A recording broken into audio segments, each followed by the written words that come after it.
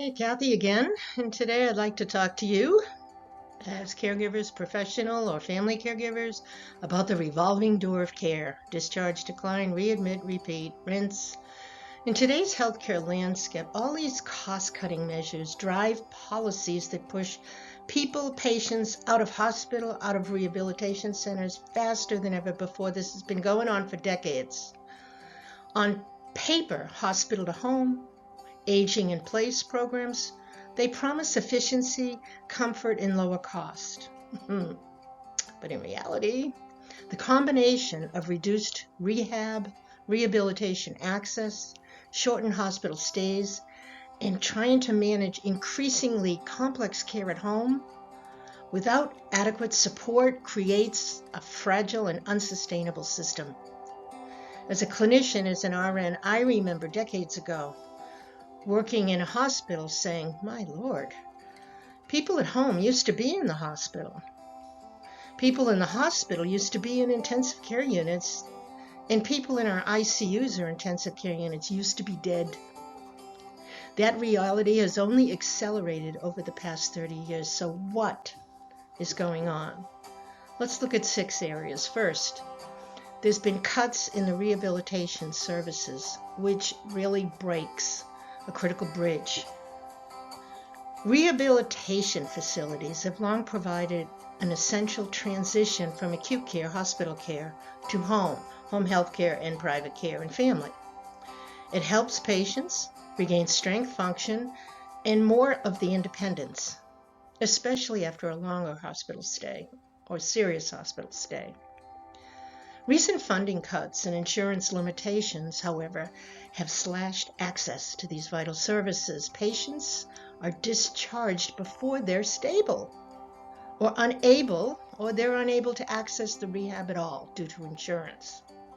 This reality leaves family caregivers with steep and unrealistic burdens of care.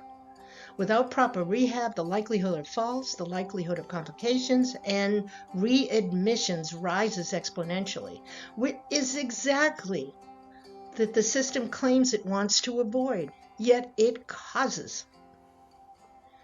Second area is the hospital-to-home program, accelerating at warp speed. Yeah, let's move them out.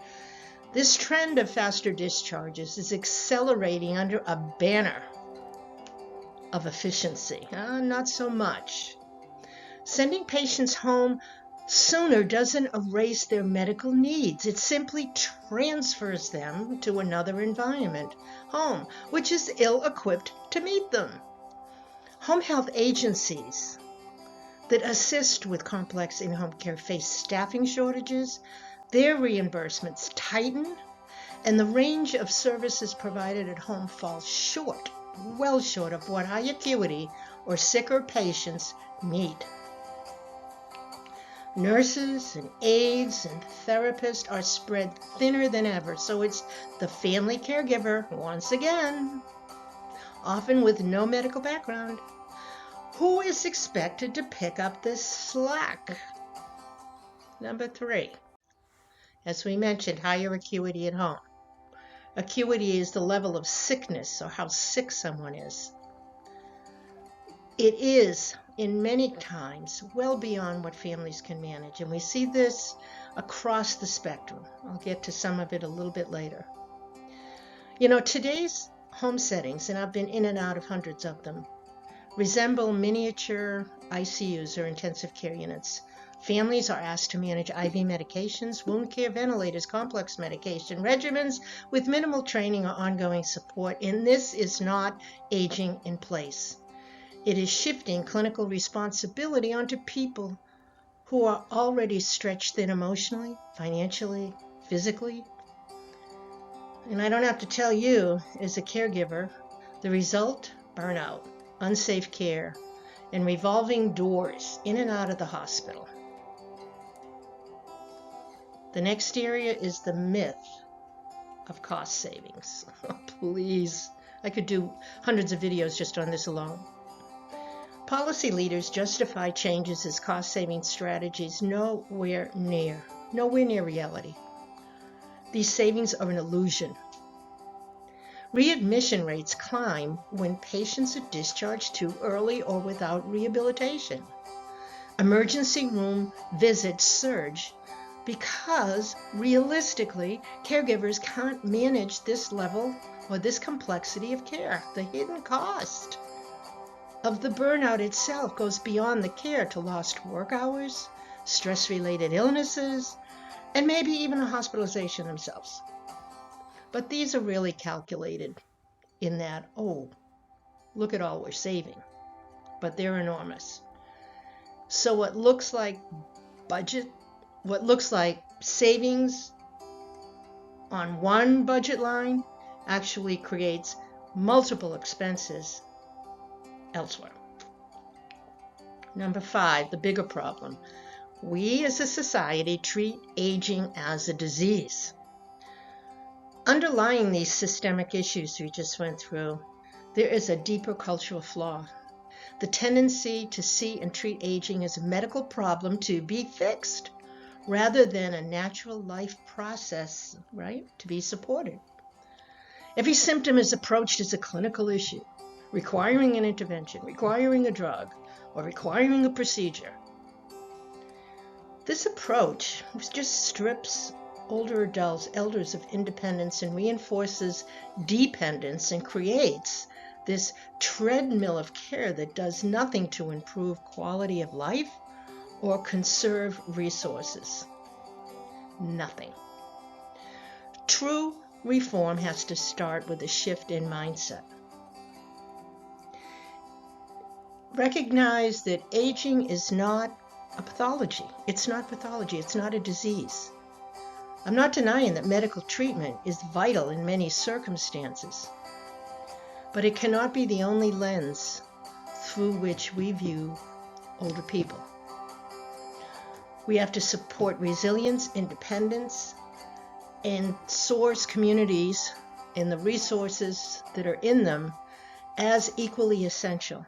So it shifts from medical to support as we age. We need less medical, more support. But without this balance, we just continue to overload families and undermine the very goals that the healthcare system claims to uphold. So if you're feeling like nothing's working and you're doing everything right, this is one of the reasons. The next one, avoiding the conversations, is a big one. Allowing a dignified death. I went through this recently last year.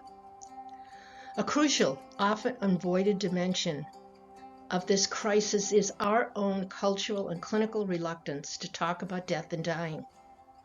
When the default is to treat every decline as a problem to be medically fixed, we miss opportunities to honor patient values, reduce needless interventions, and preserve dignity at the end of life. You know, allowing dignity is not about giving up. It is about aligning care and support with what matters most to the person and to the family. What matters most to the person and the family. Hospitals and health systems do not do this well. All of us that have worked in hospitals, and most recently I was talking to an emergency room physician, stated we do not do this good. We're not good at this. But we need to make space for open, honest conversations about prognosis, care goals, realistic outcomes, using advanced care planning, palliative care, and hospice.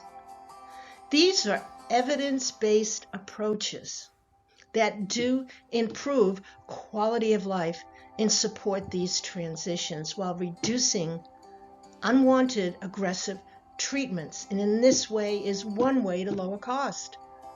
We put the person first, and it automatically leads to the second. Unfortunately, we have services that are underused, stigmatized, and push people to the margins of care. So, how do we do this? How do we allow a dignified death? Well, first of all, we have to have earlier and compassionate conversations about the values and goals of the individual. I've already written mine out in detail. We have to educate people so they understand the difference between palliative care and hospice care and how they work independently and how they work well together. We as clinicians have to accept some humility, recognizing that additional aggressive treatment will not meaningfully improve life. It will not meaningfully improve life and may instead only prolong suffering. And last but maybe least is policy support for reimbursing meaningful counseling, home palliative care visits, and caregiver training related to end-of-life care. You know, no one has much hope with politics these days, but we continue to try.